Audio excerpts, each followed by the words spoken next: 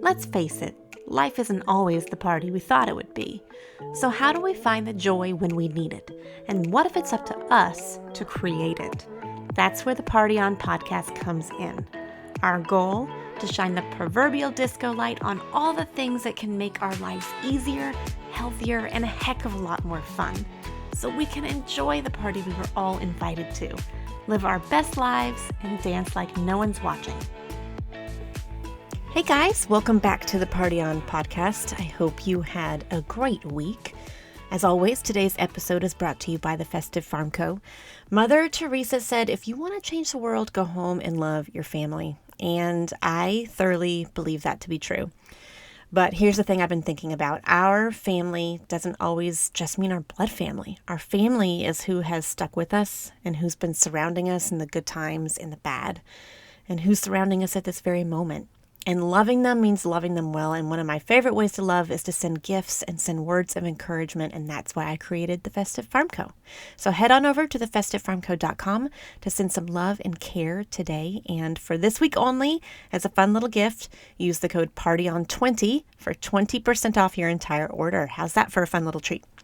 And now back to party business. I want to jump right in today and ask you guys about what you loved to do as a kid. And I really want you to think about this. I want you to close your eyes. Okay, not if you're driving, but if you're not, I want you to close your eyes and try to remember being 5 years old. And if that's too young for you to remember, aim for like 6 or 7 or 8. But the point here is I want you to think young. Before friends took over, before video games took over, or these days before phones take over. So, which don't even get me started on that. Just try to remember yourself at a particular age.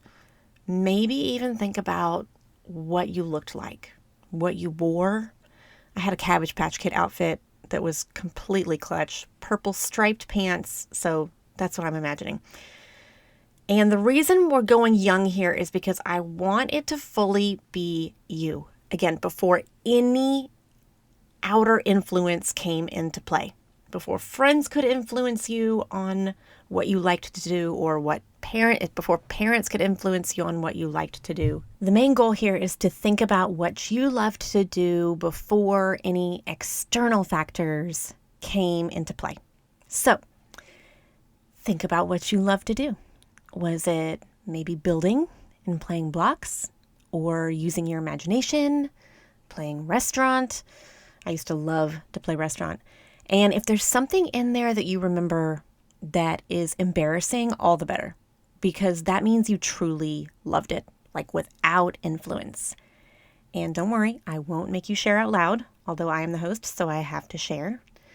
When I was a kid, I loved roller skating. I loved dance. I would make up the most ridiculous routines. And now that I think about it, maybe we wouldn't even call it dance. Maybe more like spastic movement, because I was not an actual dancer at all. And the last one I loved, wait for it, I'm actually going to say it out loud, deep breath. I loved puppets.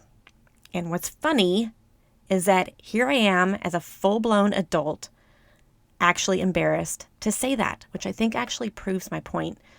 Even though I still have a love for puppets today, and even though it has served me really well in my life, I actually went on to work for the Jim Henson Company. But this embarrassment I'm feeling is actually exactly what we're talking about. That's what happens to us when we lose that magic and that ability to just be in our own world and not care what others think. So get that little kid into your head. See yourself at that age. And think about what he or she loved to do. What was it? I'll give you a second to breathe and remember. Okay, so today we are talking all about our inner kid. And before we go any further, I want to differentiate here. We're not talking about our inner child. We're talking about our inner kid. So in therapy speak, you do a lot of work with your inner child. And it is so incredibly valuable. If you want to understand your patterns and your fears and your insecurities, highly recommend working with a therapist and getting to know that inner child. Love her, protect her, be who you needed when you were young.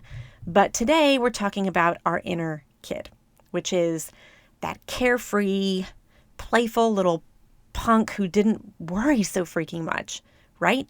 Who didn't have so much responsibility, who hadn't been through so much in life, who maybe hadn't had so much trauma yet, or definitely hadn't had so much heartbreak. And before we get to talking about finding our inner kid or remembering our inner kid, I want to talk about how we lost him in the first place. I've been thinking a lot about this lately and wondering at what point it is that it starts to fade and we start to lose that magic. And I've seen a lot of studies showing that around age 11 is the age that girls in particular start to shrink and turn inwards. It's really, really a sad study. They start to automatically play less.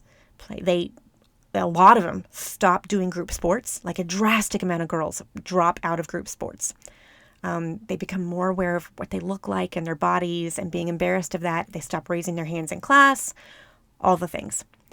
But it doesn't happen overnight. That's the thing. I think it's a slow fade. And if we think about why, it actually goes hand in hand with last week's episode about perfectionism.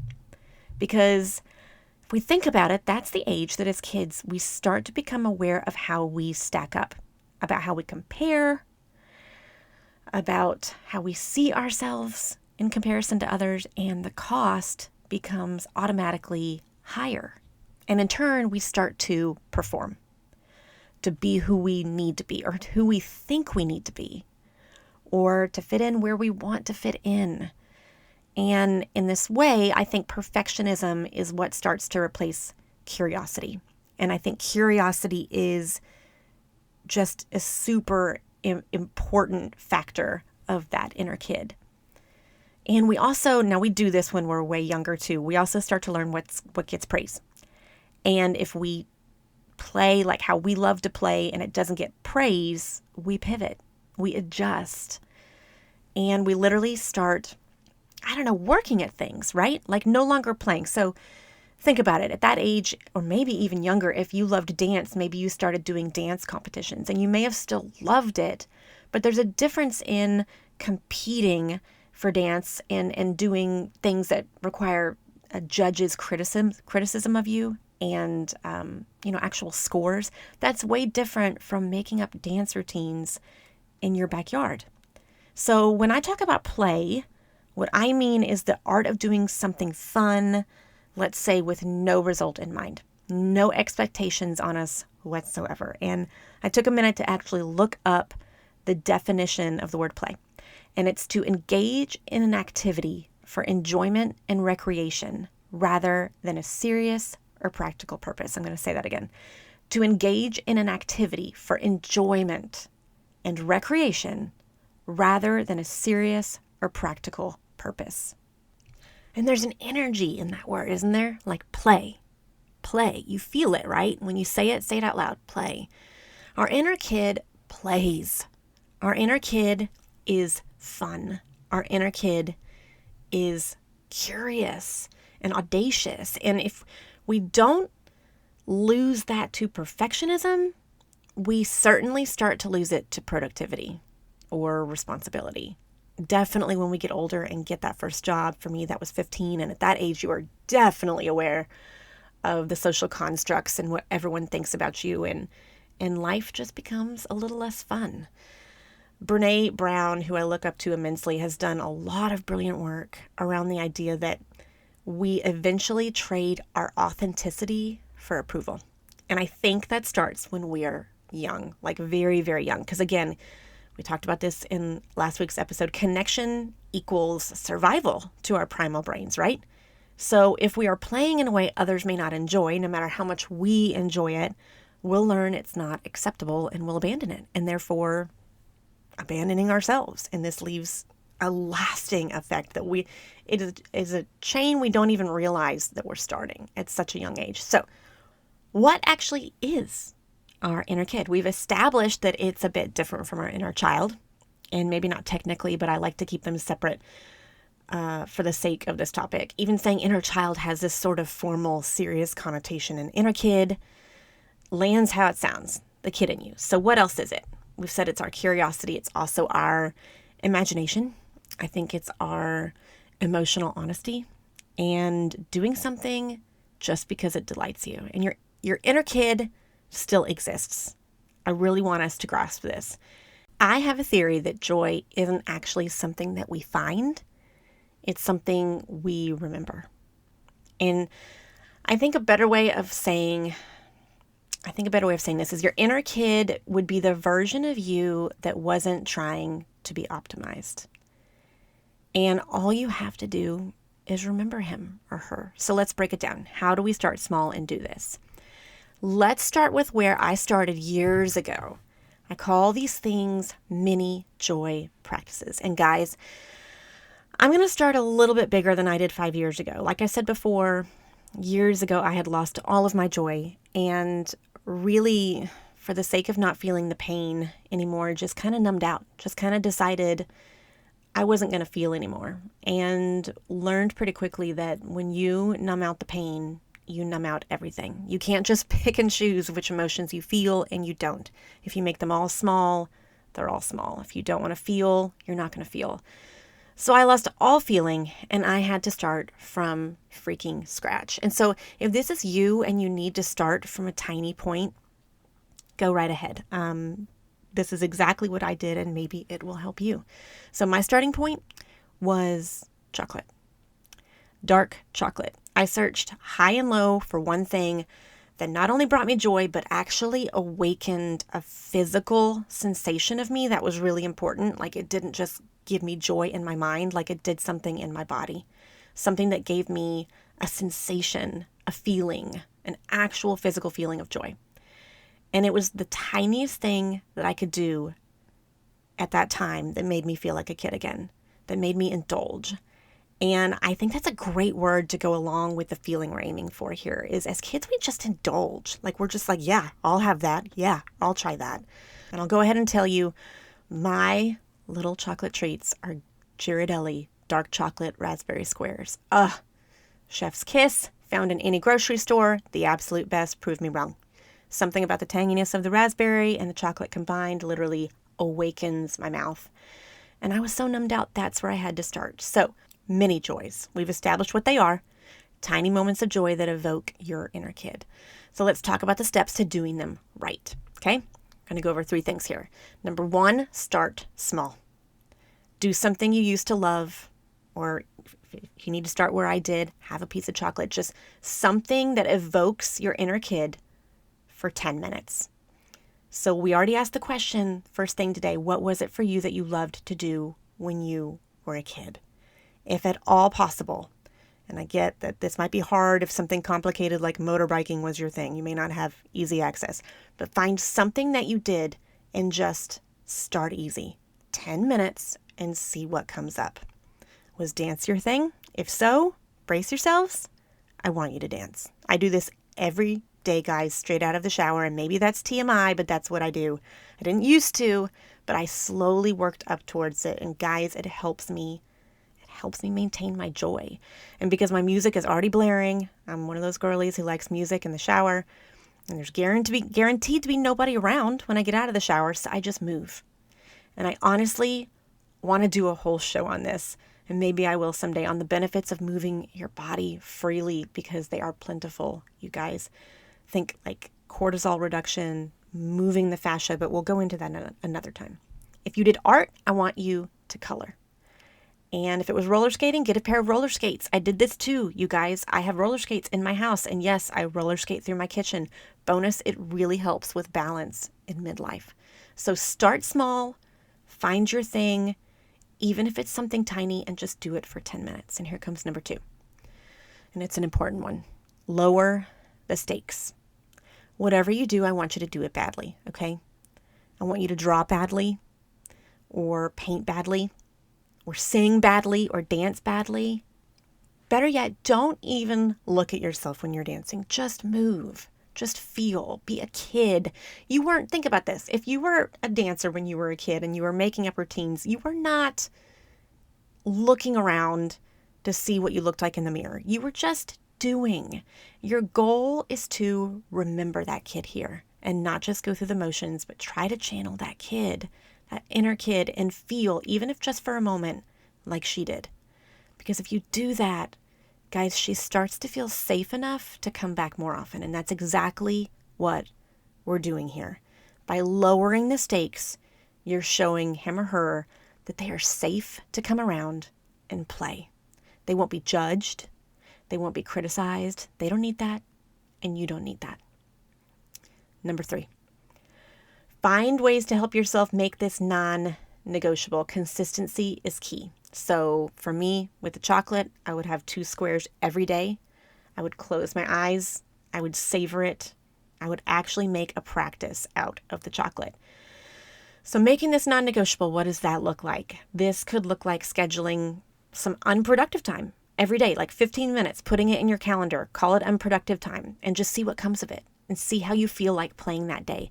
It could also look like making a playlist, but not a playlist with music, but fun ideas to bring out your inner kid when you're on the go. So what's on your playlist? Maybe like if you see a park when you're driving and you have a few minutes, stop by and swing. Another one, when I lived in LA, I kept bubbles in my car. This was pre-smartphones. And God, do I miss that era. You couldn't just hop on your phone, and it was LA and I was in traffic all the time. So I caught on pretty quick. And what was I good at? Bringing the party. So I did. And I kept bubbles in my console. And when traffic got bad, I rolled down the windows and I blew bubbles. And y'all, when I say it not only delighted me, it made me instantly feel like a kid again. It delighted everyone around me. And I'm not kidding. Like we're in stopped traffic. I had more window conversations stuck in traffic about bubbles. And everyone's moods changed instantly. And I eventually got a pack of mini bubbles and would toss them through people's windows to traffic neighbors. And I regret nothing. Just find a way to make these things happen, guys, because they make a difference. And here comes the tricky part, and in my opinion, the hardest part. When you start to do this, especially the first time, be prepared to feel all the resistance.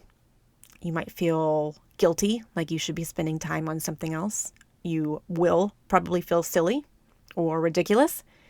You might go over responsible and say, I don't have time for this. You might think, what the heck am I doing? Or there better not be cameras in here. I've thought that one a few times. Totally normal. But why? Why do we resist? Because we are old, freaking, stodgy adults. Just kidding. But actually, maybe not far off, because it's been so long since we have allowed our inner kid to come out and play. Like, we are badly out of practice, guys. And besides, real play is messy. It's ugly sometimes because it's expressive. And when you are expressive, that's ultimately vulnerable. But that's why it heals. I am so passionate about joy and play healing our souls. And this is why. I've heard it said before that the most radical thing you can do as an adult is enjoy your life. And just think about that. When I first heard that, it just broke my heart, because that's how far we drift off path.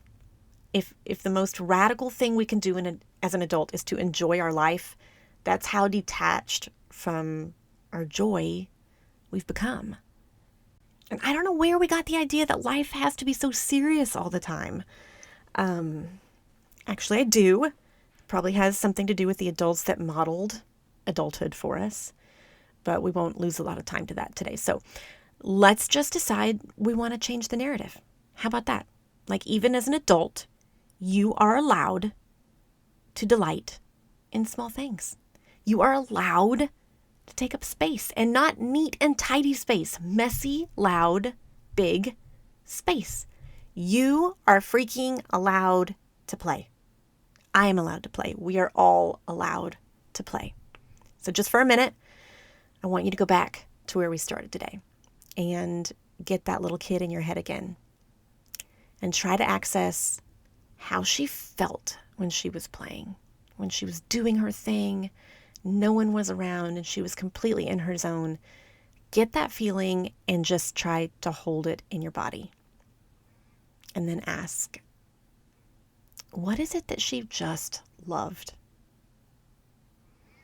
What made her laugh?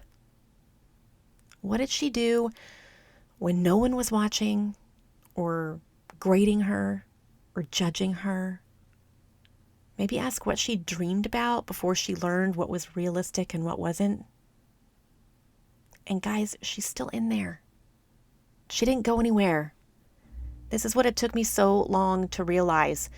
She's just been waiting for you. So here's what we're going to do. The same way I started 5 years ago, you are going to do one playful thing. And I mean playful.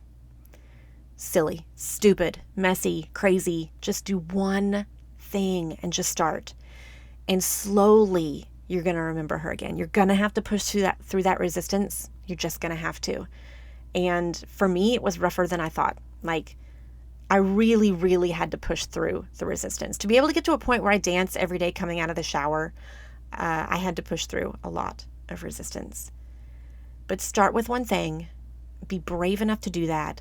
And then I want you to do one thing every day. I've been doing this practice for years now, and honestly, it works. It makes that inner kid feel so safe and welcome and at home, and you are making room for her every day. So she will start to show up even more. And when that inner kid shows up even more, the joy just grows. If you want more joy in your life, befriend that inner kid. And then switch it up, just like you would as a kid. So maybe dance one day, color the next, karaoke, sing out loud in the car, eat chocolate before dinner, eat your whole dessert before dinner. It does not have to be hard, just consistent. And the best part, not only you will benefit from this, you guys, I mean, you will start to notice a change in your demeanor that slowly trickles throughout you, but also everyone around you. And your kids will thank, if you have kids, your kids will thank you so much for this. Like, they will notice, they will start to notice. Bottom line, let's not wait any longer to feel fully alive. Let's not wait for permission to feel joy. Let's not wait for permission to party. And not because life is easy or perfect, hardly, because remembering who we've always been is the goal. And I don't know about you, but I'd rather find her now. I am so glad I took the time to find her again. I'd rather find her now and take her along with me for the rest of my life than go to my grave having forgotten her. That is just super convicting for me. I want to grow old with her. I want her to be a part of my life and to continue to find many joys and ways to play, to stay as young as I can until my final days. I know life makes it hard, but we have to try. We have to try. And sometimes I see joy as a massive rebellion. And this helps me a lot, guys. I don't know if you have a rebellious streak in you like I do, but it hooks me even more thinking about it that way. And maybe that's just my stubbornness. I don't know, but it works for me. Joy in this life, in the act of finding joy and remembering your joy, is a rebellion. So our 3 tips to making your mini joys and your mini joy practices most effective are going to be down in the show notes. You can also find my email there. And if you find your one thing this week and want to share it, email me. Let me know. I would be so happy to share in your joy. And shout out to Mendy, Katie, Shannon, Jenna, Amy, and Tiffany. And I know I'm probably forgetting some of you for reaching out this week. I have loved connecting with you guys, and this is where my heart is at. I'm actually working on a way we can all connect together a little bit easier, but we'll get there. Baby steps in everything, even in finding our joy. But for now, find your one thing, practice it, and share it. Or tag us at the Party On Podcast on Instagram. We're over there as well. As always, head over to Apple Podcasts or Spotify and leave us a review. This helps others find our show, and in turn, we spread more joy in this world because honestly, we need it. We need more adults who can access their inner kids, don't you think? I love y'all. I'm so grateful for you. Have a great week and party on.